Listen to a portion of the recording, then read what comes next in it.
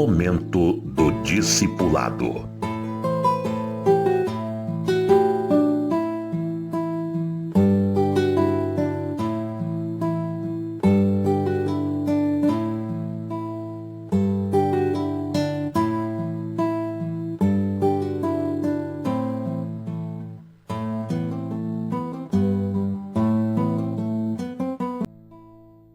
Eu quero falar sobre discípulos, relação com células e as cidades de refúgio. Vamos procurar entender. Primeiro, eu tenho falado sobre o discipulado, um relacionamento pessoal. O cristianismo está baseado em relacionamentos. Se você não tem relacionamento com ninguém, uma amizade, ligação, uma aliança, você não está em comunhão. Pode ser crente, avulso, mas a Bíblia não garante salvação para crentes avulsos. Jesus vem para levar uma noiva, todos os que estão ligados em comunhão com a noiva. Não existe cristianismo do eu sozinho. Cristianismo avulso, isso não existe. A pessoa pode ser religiosa do jeito que ela quiser, gostar do cristianismo. Durante o decorrer da história, o cristianismo teve muitos amigos. Um deles foi o Constantino, o imperador, que institucionalizou a igreja, que para mim foi um grande mal. Outro foi o recente Bolsonaro, amigo do evangelho. Durante toda a história, o cristianismo teve muitos advogados, amigos e pessoas admiradoras. O Gandhi era um admirador do evangelho, o Gandhi da Índia, mas ele não era um cristão. E assim por diante, quantos eram admiradores? O Rui Barbosa do Brasil era um grande amigo dos evangélicos, na época chamados protestantes, e ele era um homem liberal, de uma cabeça muito boa, gostava de falar em Deus, mas não me conste que ele tenha se identificado como um cristão e assumido a sua fé cristã. Se foi no seu interior, Deus vai julgá-lo. Não adianta ser um crente avulso, você não vai somar com a igreja, não vai edificar os irmãos, pelo contrário, pode até desanimar. Irmãos pensam que você é e você não aparece, você não soma, não faz nada, não participa de atividade nenhuma da igreja, isso acaba desanimando os outros irmãos e sendo um mau exemplo para outros que futuramente vão querer ser da mesma maneira. Crentes avulsos, isso aí é um problema. Então, todo cristão tem que ser discípulo e fazer discípulos, porque é ordem do Senhor. E precisa ter alguém com quem você se relacionar, um líder para a sua vida. Todo cristão tem que procurar alguém que seja autoridade espiritual na sua vida, a quem você vai recorrer, confessar seus pecados e pedir orientação, pedir oração e a bênção de Deus.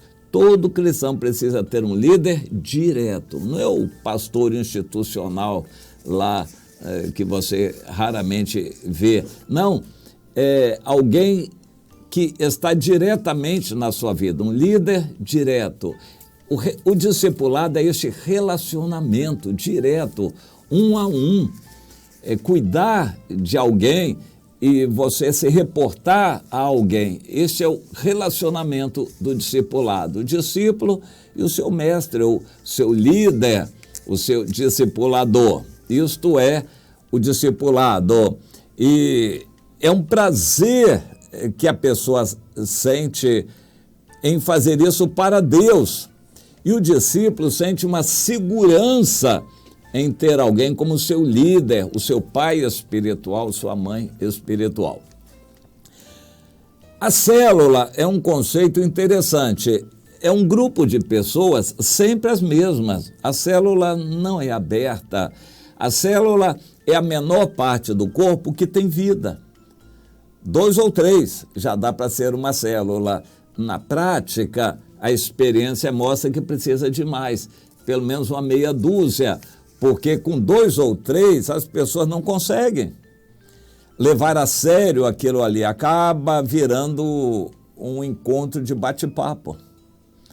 E para não dizer que eles só bateram papo, então no final fazem uma oração, qualquer coisa assim. Uma célula com 2 ou 3 não funciona bem. Teoricamente, pode funcionar. Na prática, não funciona bem. As pessoas não vão levar a sério aquele compromisso. Vão faltar sem dar satisfação para o outro, faltam por qualquer razão. Uma célula com 2 ou 3 não funciona bem. Tem que ter mais. Mas por que a gente precisa de célula? A célula é a verdadeira igreja. A igreja são aqueles com quem você tem comunhão. Não adianta estar numa igreja com 1000 membros. Aquilo não é igreja, é um ajuntamento religioso. Você precisa estar em comunhão. Você não consegue se reportar a 200 pessoas. Você tem que ter uma meia dúzia, 10 pessoas, que é o seu grupo, o seu corpo. A verdadeira igreja é a célula. Nós precisamos investir nas células. A célula precisa crescer. Os membros da célula vão evangelizar. Os membros da célula vão discipular.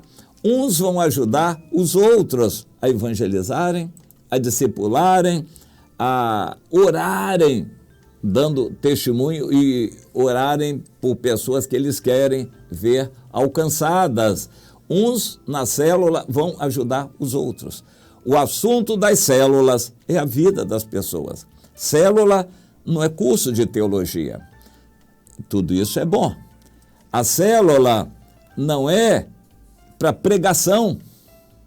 A célula é para tratar da vida de cada um. Compartilhar a vida de cada membro da célula.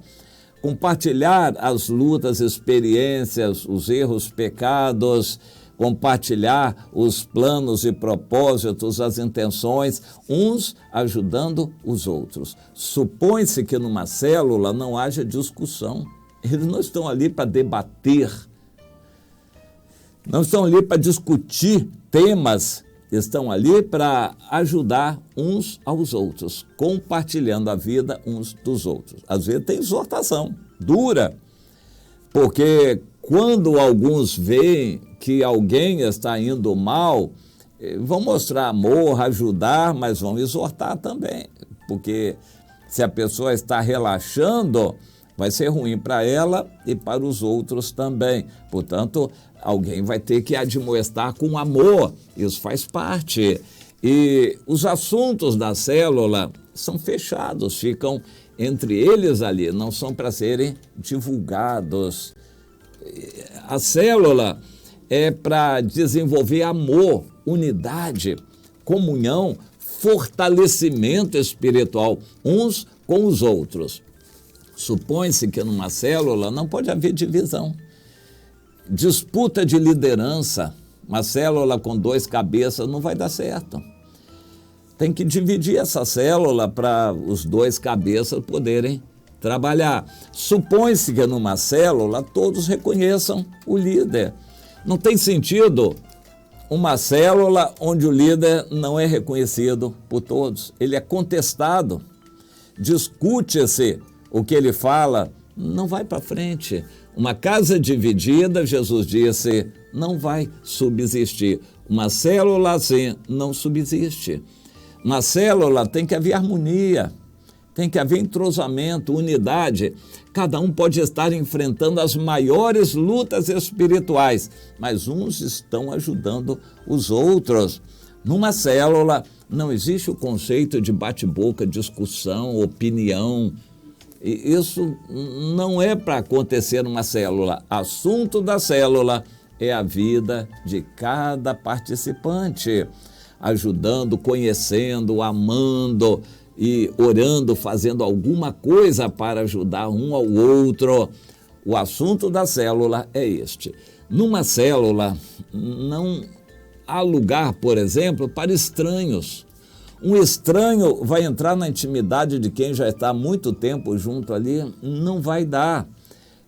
Quando acrescentar uma pessoa à célula, essa pessoa tem que ir sendo preparada, não pode ser de uma hora para outra. Ela vai ser contactada e discipulada, até que ela vai tomar conhecimento e, por fim, ela vai ser aceita na célula, mas não pode ser de qualquer jeito. Quando ela for aceita, ela já não será mais estranha, ela já será conhecida de todos ali e amada também por todos. Este é o conceito. Todos vão amar aquela pessoa que vão receber, aquela pessoa nova na célula. A célula é para crescer, não é para continuar a mesma, não. Tem que crescer espiritualmente e crescer em número, ganhando outras pessoas. A célula é a verdadeira igreja. O ajuntamento é fictício. A grande reunião é ilusão. É ilusão. A grande reunião é teatro, é show. A grande reunião não é a verdadeira igreja. A verdadeira igreja é a célula, porque é onde podem praticar a mutualidade cristã. Todos os mandamentos, e não são poucos, os mandamentos do Novo Testamento da mutualidade, isso é o amor mútuo. Amai-vos uns aos outros, suportai-vos uns aos outros, levai a carga uns dos outros, sede submissos uns aos outros. A mutualidade cristã é muito intensa no Novo Testamento e abrange todas as áreas da vida. Não dá para a gente praticar a mutualidade cristã numa igreja massificada. 1000 pessoas onde ninguém conhece ninguém, ninguém quer saber da vida de ninguém, ali vale tudo. Tem de todo tipo de gente, inclusive satanista ali, mas vai levando. Isso não é igreja. Não tem mutualidade ali, não tem comunhão. A comunhão é na célula, com quem tem realmente comunhão, vida em comum, praticamente todos os dias. Todos os dias, contato, comunhão, todos os dias. Isto é célula. A verdadeira igreja é a célula.